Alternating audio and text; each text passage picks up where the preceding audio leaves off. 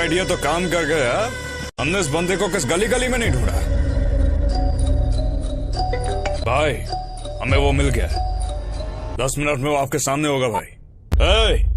भाई ने तुझे याद किया है, चला जा अब। कौन सा भाई? क्या रे, अबे आने के लिए भाई का एड्रेस प्रूफ मांगेगा क्या? मैं आ गया तो एड्रेस प्रूफ आईडी प्रूफ दिखाने को तेरा भाई नहीं बचेगा।